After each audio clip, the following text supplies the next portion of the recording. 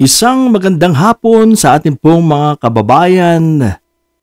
Ganun na rin sa ating pong mga kapwa Pilipino na nasa iba't ibang sulok po ng daigdig.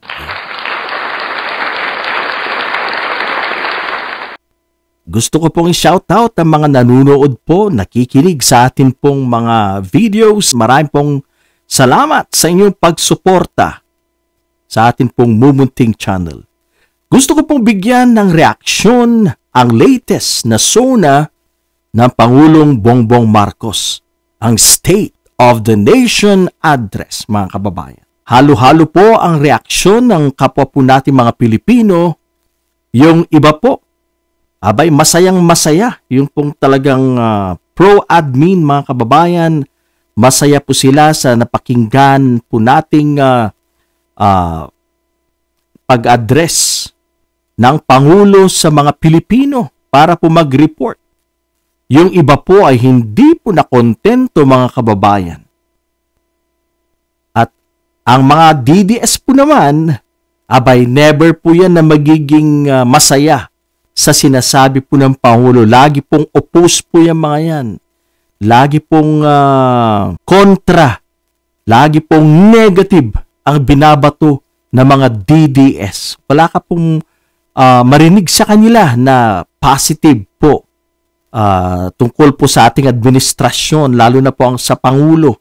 Lagi pong negative ang mga DDS mga kababayan. Wala ka pong i-expect na sila ay magbibigay ng positive na comment mga kababayan. Tayo po mga kababayan, tayo po ay fair, patas po tayo. At may mga nagustuhan po tayo na sinabi po ng Pangulo. At meron din pong mga wishful, mga kababayan, na umaasa tayo na magiging seryoso ang Administrasyong Marcos sa isyong ito. Okay, mga kababayan, umpisahan po natin. Although hindi po natin matalakay lahat-lahat dahil napakarami pong mga issues, mga items na binanggit ng Pangulo. Pero gusto ko pong bigyan po ng atensyon itong pagtukoy po sa korupsyon na talagang hahabulin ang mga korap na mga politiko, mga kababayan. Sinabi po niyang mahiya naman kayo. Pinatatamaan po dito ng Pangulo ang mga korap, mga kurakot, na kung saan kaharap po niya. Mismo sila po yung mga pumapalakpak. Ito po yung mga kurakot na mga politiko, na mga public servants po natin. Unfortunately, mga kababayan, marami po sa ating mga public servants. Fair lang po tayo. Kahit po sa lower house, ganoon na rin sa Senado, mga kababayan. Marami pong kurakot dyan. Sabi pa nga ni Chis, siya daw po yung unang pumalakpak. Mga kababayan, nakakatawa. Dahil kung sino pa po yung unang pumalakpak, siya po ngayon ay nalalagay sa hot water, mga kababayan. Walang iba. Si Senador Quezon, mga kababayan. Dahil nga po sa budget insertions, mga kababayan. Ano po yung napapabalita? Na itong si SP Cheese, siya po ang pasimuno sa budget insertions. At napatunayan at galing po sa kanyang bunga na hindi lang po 142.7 billion ang budget insertion. Umabot po pala sa 600 billion.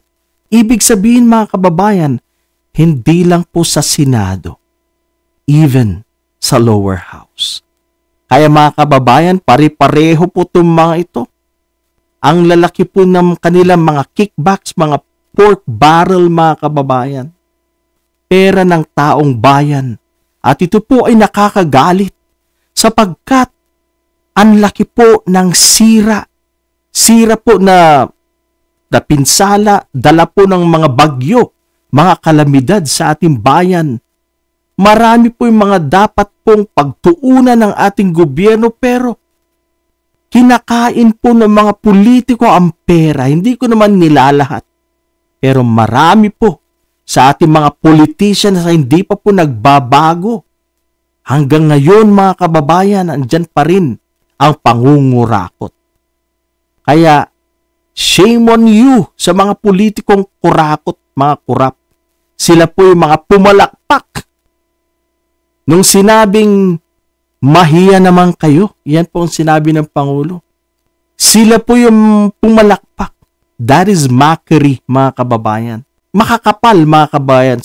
Sabihin na po natin ng diretsahan, makakapal ang mukha ng mga politiko na ito na nakadepende po para pong mga bulati na sumisip-sip. Para po silang mga parasite. Umaasa po sa pera ng taong bayan. Shame on you. Dahil ninanakaw nyo ang pera ng taong bayan. Maraming mga dapat isaayos sa ating bayan. Mga dapat gawing mga nasirang mga kabahayan, mga kuryente, etc., mga daanan na dapat i-fix after ng bagyong Imong, Krising, etc. Saan tayo kukuha? Dahil pinagnanakaw ninyo. Ang pondo na ito na dapat ay mapunta sa taong bayan. Shame on you sa mga politiko na ito, mga magnanakaw. Unfortunately, mga kababayan, ang mga ibinoto po, marami po sa kanila ang ating mga ibinoto na mga kurakot. Sila po ay parang linta na sumisip-sip sa atin pong balat. Kanila pong kinakain ang kaban ng bayan na dapat sana ay para sa taong bayan. Unfortunately, mga kababayan, ito po yung mga taong magnanakaw, mga kurakot, mga kababayan. Ulitin ko ang sabi ng Pangulo, mahiya naman kayo sa mga Pilipino. Mga kababayan, hindi lang po si Chis Escudero, hindi lang po sila Joel Villanueva, sila Bongo, ang mga tumanggap po sa budget insertions. Kasama na rin po dyan, of course, ang mga nasa House of Representatives. So, pare-pareho lang po sila, mga kababayan.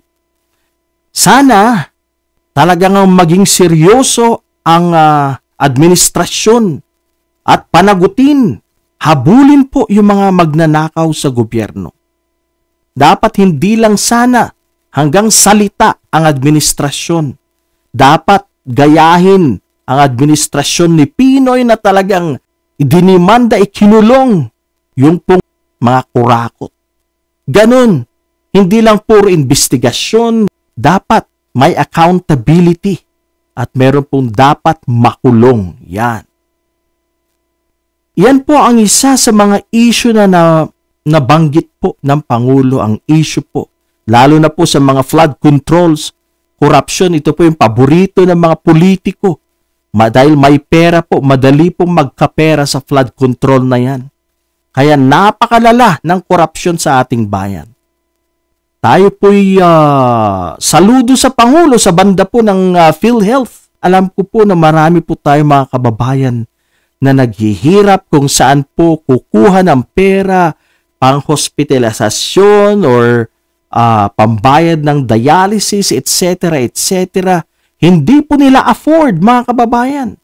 Pero base po sa narinig natin, sana nga ito po ay tuloy-tuloy na at makover. Pag if you are in a public or government hospital, libre. Yan po sana ang dapat ituloy-tuloy ng ating gobyerno. You know, ang Pilipinas mayaman po kung walang kurakot. Ang ating pong bayan ay isang bayang mayaman. Sa likas na yaman at iba pa. Marami pong mga negosyo, tourism sa ating bansa. Mayaman ang Pilipinas. Malaki ang pera ng mga Pilipino. Unfortunately, kinakain po ito ng mga buhaya. Mga buhaya sa Senado, lalo na po yung si Chis Escudero, ganoon na rin sa lower house. Marami din pong buhaya dyan. Hindi po natin yan maipagkakaila, mga kababayan.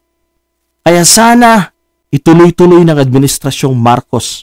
Ito pong, I love it, about po sa PhilHealth. Malaki po yung coverage niya. Dahil alam po natin marami po sa ating mga kababayan ng lagi pong nagkakasakit po ng ulo pagdating po ng mga pagbabayad ng bills, mga kababayan. Hindi nila alam kung saan sila kukuha ng pang-dialysis. Pag may sa mga cancer patients, sagot na daw ng PhilHealth or i-cover na yan ng PhilHealth. Napakamahal po. Yung mga gamot po sa chemo, sa cancer medications, mahal po yan. I think it's a good thing na i-cover na yan ng gobyerno. At sana tuloy-tuloy na. Minention din ng Pangulong tungkol sa tubig. Yan, yung mga prime water na yan, mga bilyar pang dapat paragutin dyan. At marami pa pong iba. Anyway, hindi man perpekto ang gobyerno, pero para sa akin po, at least, ginagawa nila ng paraan. At ang tono po ng Pangulo ay parang ala Leni Robredo po yung kanyang mga pronouncements, which is good naman, na he's trying to sundan yung pong mga plano ni Leni Robredo noon, nung kampanya ng 2022. So maganda. Kung yan ang kanyang gagawin at ituloy-tuloy, maganda. Talagang maraming magkakagusto sa Pangulo ng Pilipinas. Although, may andyan yung mga DDS na hindi mo po masatisfy yung mga yan dahil lagi po silang mga kontra. Laging kontra po yan sa administrasyon. So, wala na po tayong pag-asa dyan. Anyway, para po sa akin, although kulang man ang gobyerno, at least meron po silang plano at hopefully mapapaganda po nila, mapapagaan ang buhay ng ating po mga kababayan. Alright, ito lang po muna mga kababayan. Next time, talakayan po natin. Ito pong si Chis Escudero, ang kanyang budget insertions. Alright mga kababayan, ito lang po muna ngayon.